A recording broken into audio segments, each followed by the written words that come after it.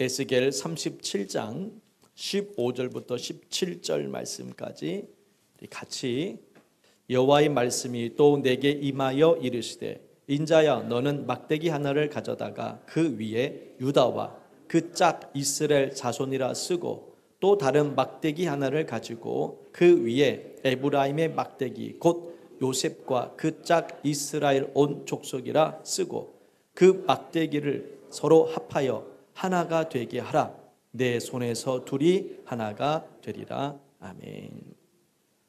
하나님께서는 에스겔에게 막대기 하나를 가져다가 거기에 이름을 쓰고 또 다른 한 막대기에도 이스라엘이란 이름을 쓰게 만듭니다. 그래서 유다, 이스라엘이란 이름을 쓰고 그 막대기가 서로 합쳐지게 만들라라고 얘기합니다. 왜 주님께서는 막대기 하나 유다, 막대기 하나 이스라엘 그리고 합쳐라 그렇게 말씀을 하셨을까? 하나님께서는 하나 되기를 원하시는 그러한 마음이 담겨 있습니다. 우리가 하나 되지 못하면은 결국 무너지게 되어 있습니다. 부부가 하나 되지 못하면은 무너지게 돼 있고, 교회가 하나 되지 못하면은 무너지게 돼 있고, 나라가 하나 되지 못하면 무너지게 돼 있습니다. 정치가 혼란한 가운데 있습니다. 하나 되지 못함으로 말미암아 나라가 어려움이 찾아오게 되었고, 그 어려움은 이 정치적인 것만 끝난 것이 아니라 교회 안에까지도 혼란이 찾아오게 되었습니다. 며칠 전에 국민일보 보니까는 교회마다 이 정치적인 그 일로 인하여서 교회 안에도 지금 많은 문제들이 발생하고 있습니다. 왜냐하면 교회 안에도 진보가 있고 보수가 있고 여당이 있고 야당이 있고 다 이렇게 다양한 사람들이 모이다 보니까는 그래서 어제 신문인가 보니까는 교회 안에도 이제 그런 얘기를 하지 않겠습니까? 그래서 서로 카톡에서 자기 좋아하는 당을 밀지 않겠습니다. 이렇게 편을 들지 않겠. 그러니까는 거기에 대해서 또 문제 생겨서 다툼이 벌어지게 되고 교회를 나가게 되는 일들이 이제 곳곳에서 일어나고 있습니다. 자, 이런 모습을 보면서 하나님께서 얼마나 마음이 아프실까, 또 얼마나 또 화가 나실까라는 생각하게 됩니다. 이념이 우리는 참 중요합니다. 우리의 삶에 이 이념을 가지고 우리는 삶을 살아갑니다. 그런데 그 이념 때문에 믿음을 잃어버리고 있다면은 이것은 정말 더 중요한 것을 잃어버리고 있다. 오늘 이 유다와 이스라엘이 하나 되기를 원합니다. 그런데 유다와 이스라엘이 하나 된다는 것은 너무 어려운 일입니다. 왜냐하면은 그 이후에 아수르에 의해서 이스라엘이 멸망을 당하잖아요. 이 아수르의 그 정책 중에 하나가 뭐냐면은 그 나라 즉 남유다를 점령하고 북이스라엘을 점령하고 나서는 이 민족이 하나 되지 못하게 혼합 정책을 씁니다. 그러니까 서로 다른 민족과 다른 민족끼리 서로 결혼을 이제 강제로 시켜버립니다. 그러면은 그 후손들이 혼합된 자녀들이 나오기 때문에 이게 하나 되려고 하는 것들이 깨어져 버립니다. 어느 민족인지를 몰라요. 아버지는 예를 들면은 아버지는 일본인, 나는 한국 사람. 또 반대로 이렇게 또 어머니는 중국 사람, 또 아버지는 또 일본 사람. 그래서 이제 같이 살다 보니까는 민족성이라는 것이 잃어버리니까는 결국 힘을 잃게 되는 겁니다. 그게 이제 아수르 정책이었습니다. 이들이 힘을 내지 못하게끔 그렇게 만든 거였는데 문제는 유대인들은 이러한 이 이스라엘 사람들을 굉장히 싫어합니다. 저는 순수한 혈통이 아닌 다른 민족이 섞였다는 것에 대해서 굉장히 싫어했고 미워했습니다. 그런데 그 사마리아 사람, 즉 북이스라엘 사람과 남유다가 하나 된다는 것은 사실 쉬운 일이 아니거든요. 그런데 하나님께서는 그럼에도 불구하고 하나 되기를 원하신다라고 말씀을 하고 있습니다. 하나 되게 만드는 방법은요, 두 가지로 설명할 수 있습니다. 첫 번째는 따라합니다. 말씀으로 하나가 되어야 한다. 우리가 하나가 되기 위해서는 하나님의 말씀이 중심이어야 됩니다. 그러니까 그 어떠한 내 생각과 내 가치관, 나의 여태까지 살아온 그런 문화, 습관이 중요한 것이 아니라 하나님 말씀 앞에서는 나의 모든 생각을 다 내려놓으셔야 됩니다. 이것은 오늘 이 정치적인 이념도 마찬가지입니다. 하나님 말씀이 중요하지 내 이념, 내 생각, 내 가치관은 그것은 다음인 겁니다. 그러니까 우선순위를 우리가 정해놔야 되는데 그렇지 않고 우리가 하나님 말씀보다 다른 것을 더 중요하게 여기게 된다면 하나 될 수가 없습니다. 힘과 돈으로 하나 되게 만들 수 있습니다. 힘이라는 것이 있으면 강제로 하나 되게 만들어요. 돈이 있어도 하나 되게 만들 수 있습니다. 돈을 많이 주면은 친하게 지낼 수 있습니다. 근데 문제는 마음까지는 되는 건 아니에요. 힘으로 너 같이 사이좋게 지내 이렇게 힘 있는 사람이 얘기를 하면은 같이 사이좋게 지낼 수는 있어요. 얼마 동안은. 그러나 지속할 수는 없어요. 하나님의 말씀이 가장 중요하다는 것을 깨달을 때만이 우리가 하나 될 수가 있는 겁니다. 하나님의 말씀은 살았고 운동력이 있기 때문에 그래서 세상을 변화시키는 겁니다. 온 세상에 하나님의 말씀이 선포되어지고 그 말씀이 들어갈 때마다 놀라운 일들이 벌어지지 않습니까? 한 나라가 세워지는 것도 하나님의 말씀으로 세워진 나라들이 있었지 않습니까? 그렇기 때문에 우리가 하나님의 말씀이 참 중요하다. 하나님의 말씀이 내 영혼을 변화시킨다는 것을 기억하고 말씀 중심으로 우리가 살아갈 때만이 하나가 될 수 있습니다. 말씀이 중요하다. 말씀은 하나님이시니까는 그 말씀 안에서 우리가 살아가면은 우리는 서로 하나 되게 만들 수 있다. 자, 두 번째로는요. 사랑이 있어야지만 하나가 될 수 있다라는 겁니다. 따라하겠습니다. 사랑으로 하나가 되어야 한다. 로마서 8장 28절 말씀 한번 찾아서 읽겠습니다. 로마서 8장 28절 너무나 중요한 말씀이라 한번 찾아서 읽겠습니다. 로마서 8장 28절 말씀.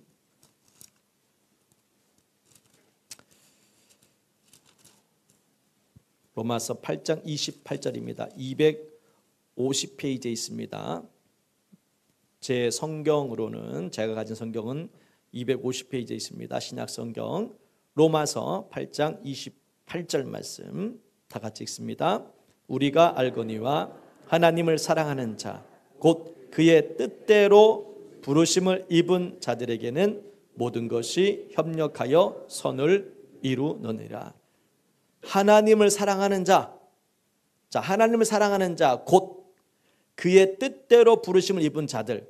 자, 하나님의 뜻 안에서 우리는 부르심을 받았습니다. 이것이 바로 하나님을 사랑하는 자라고 얘기를 합니다. 우리는 하나님의 사랑받는 자고 또 우리는 하나님을 사랑하는 자입니다. 하나님께서 우리를 사랑하셨습니다. 그러면 어떻게 해야 되느냐? 그의 뜻대로 부르심을 입은 자들이 바로 우리인데 여러분이 그걸 믿는다면은 모든 것이 따라합니다. 합력하여 선을 이루는 것이다. 우리가 하나님 앞에 부름받은 자라면은 어떻게 살아야 되는지 주님께서 말씀하는 겁니다. 이제 모든 것이 합력하여서 합력한다는 겁니다. 같이 서로 나아가야 된다는 겁니다. 그리고 선을 이룬다라고 말씀합니다. 선이 없는 그러한 것은 결국 하나님의 뜻 가운데 있는 것이 아닙니다. 하나님 뜻 안에 있다면 이와 같이 선을 이루게 되어 있다라고 말씀합니다. 하나님의 그 사랑이 우리 안에 들어오게 되면은 용서가 돼요. 하나님의 사랑이 우리 안에 들어오게 되면은 화해를 하려고 합니다. 그것이 주님의 마음이에요. 주님의 그 사랑을 알게 되면은 용서를 하려는 마음이 계속 찾아오는 겁니다. 주님 마음이 그런 거니까. 그래서 선을 이루는 겁니다. 그런데 주님의 마음이 아닌 다른 마음이 찾아오게 되면은 다툼이 벌어질 수밖에 없습니다. 왜? 내가 더 중요하기 때문에. 나의 이익을 먼저 생각하기 때문에 하나님의 그 사랑이 우리 안에 들어오면은 결국 하나가 된다. 그래, 사랑의 띠로 하나가 될 수 있는 겁니다. 그렇지 않으면 우리는 또 깨어지게 되고 분열이 일어날 수밖에 없습니다. 자, 에스겔 37장의 내용은 이 마른 뼈가 살아난다는 그러한 주님의 환상 가운데에 오늘 15절에 이제 이어지는 겁니다. 너무나 잘 아시는 내용이겠지만은 이 마른 뼈가 주님께서 이 마른 뼈를 보여줍니다. 마른 뼈는 소망이 없는 겁니다. 그런데 하나님의 말씀이 선포되었을 때 어떤 일이 벌어졌냐면은 그 뼈들이 서로 붙게 되고 말씀이 선포될 때마다 거기에 핏줄이, 힘줄이 또 가죽이 그렇게 덮여지게 됩니다. 8절 말씀 읽어볼까요? 8절 말씀 읽습니다. 시작. 37장 8절입니다. 에스겔로 돌아와 37장 8절 말씀에 보면은요. 내가 또 보니 그 뼈에 힘줄이 생기고 살이 오르며 그 위에 가죽이 덮이나 그 속에 생기는 없더라. 하나님의 말씀이 선포되어질 때에 이제 그 마른 뼈가 점점 사람처럼 되었습니다. 그런데 여전히 움직이지는 못해요. 하나님의 말씀을 들을 때에 이와 같이 우리는 회복이 됩니다. 자, 말씀을 들을 때 회복이 돼요. 그런데 말씀을 들을 때 회복이 되는데 살아있지는 못해. 이것이 이제 문제라는 겁니다. 말씀을 들으면은 그 마른 뼈가 서로 붙게 되고 또 거기에 힘줄이 또 핏줄이 생겨나고 사람처럼 보이는데 움직이지는 못한다는 겁니다. 여기서도 추가되는 게 있다라는 겁니다. 그것이 뭐냐? 바로 생기라는 겁니다. 생기. 생기가 들어가기 전까지는 살아있는 게 아닙니다. 살아있는 것처럼 보이지만 살아있는 게 아닌 거예요. 한번 10절 말씀 읽어볼까요? 10절 읽습니다. 시작. 이에 내가 그 명령대로 대언하였더니 생기가 그들에게 들어가매 그들이 곧 살아나서 일어나 서는데 극히 큰 군대더라. 여기서 말씀드리고 싶은 것이 뭐냐면은 하나님의 말씀을 들으면 우리는 회복이 됩니다. 할렐루야. 그 말씀을 들으셔야 됩니다. 근데 말씀만 듣는 것으로만 끝나면 안 돼요. 그러니까 겉으로 볼 땐 살아있는 것처럼 보이지만 살아있는 게 아닌 거예요. 뭐가 필요합니까? 생기가 우리 안에 들어와야 됩니다. 이 생기가 히브리어로 니시마트 하임이라고 합니다. 호흡, 숨결, 바람이란 뜻이 있대요. 자, 그럼 여러분 연관되는 게 있죠. 이 니시마트 하임이라는 이 뜻이 호흡, 숨결, 바람이라는 그러한 뜻이 담겨 있는데 어떤 분이 생각이 납니까? 성령님, 성령. 그 성령의 역사가 우리 안에 들어왔을 때에 내 영이 살아나는 겁니다. 그러니까 말씀을 듣는 것은 회복이 되지만은 회복으로 끝나는 겁니다. 그래서 성령 받아야 되는 이유가 바로 여기 있다라는 겁니다. 예수님의 제자들이 성령 받기 전에는 살아있지만 살아있는 것이 아니었어요. 예수님의 부활을 목격했지만은 여전히 그들은 살아있는 삶을 하지 못했습니다. 그리고 성령 받고 나니까 그때서야 담대하게 밖에 나가서 하나님의 말씀을 선포하기 시작합니다. 살아있는 역사가 나타난 거죠. 저와 여러분도 마찬가지입니다. 하나 되게 만드는 것은 내 능력을 할 수가 없어요. 우리는 항상 자기 자신을 먼저 생각합니다. 내 몸을 먼저 생각해요. 내 이익을 먼저 생각합니다. 그러니 어떻게 하나가 될 수 있겠습니까? 그러나 성령님이 내 안에 들어오시게 되면은 내 것이 아니구나. 주님의 것이구나. 내 삶을 주님 앞에 드리기 시작하는 겁니다. 그러면 이제 하나가 되기 시작하는 겁니다. 그래서 마른 뼈가 살아나고 그 안에 생기가 들어오자 살아있는 그러한 군대가 되었듯이 오늘 우리도 내 안에 역사하시는 성령님을 기억하셔야 됩니다. 내 힘으로 내 인생을 살면은 살아있지만 살아있는 인생이 아닙니다. 결국 실패하게 될 것이고 무너지게 될 겁니다. 성령님의 도우심을 우리가 구해야 됩니다. 그리고 오늘 본 말씀처럼 이제 유다와 이스라엘이 하나 되길 주님께서는 원하신다라는 겁니다. 서로 다투고 싸우는 민족이 아니라 같은 민족인데 왜 싸우냐. 하나님 믿는 백성으로서의 그 삶을 살기를 원합니다. 지금 해야 될 일이 얼마나 많은데 싸우고 있느냐라는 거죠.